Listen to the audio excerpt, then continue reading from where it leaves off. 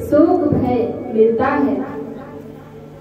जीव चाहे तो कर्म करके वो इंद्र की तरह बन सकता है, ब्रह्मपुत्र की तरह बन सकता है, और कर्म करके वह हरि का दास अर्थात भगवत भजन करके, साधना उपासना करके जन्म और मृत्यु के बंधनों से मुक्ति प्राप्त कर सकता है।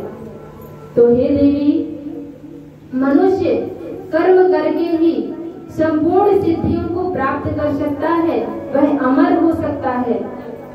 इसलिए हे पुत्री, अब आपके पति की आयु पूर्ण हो चुकी है।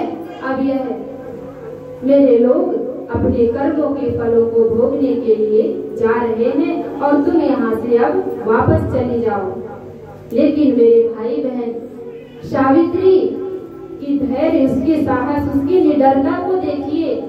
वह यमराज की बातों को सुन करके वहाँ से वापस नहीं जाती और पुनः यमराज से वो प्रश्न करती है कि हे देव, अभी आपने कर्म की बड़ी व्याख्या की कि कर्म से ही प्राणी को सुख मिलता है, दुख मिलता है, उसकी जन्म और मृत्यु होती है।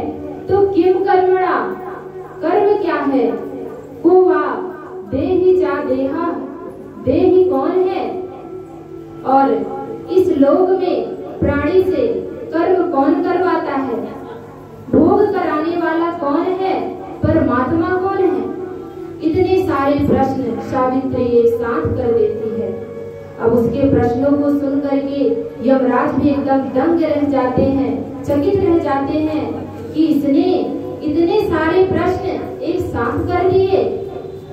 ऐसा विचार करके यमराज कहते हैं कि पुत्री, वेदों में जो वर्णन किया गया है वो धर्म कहलाता है।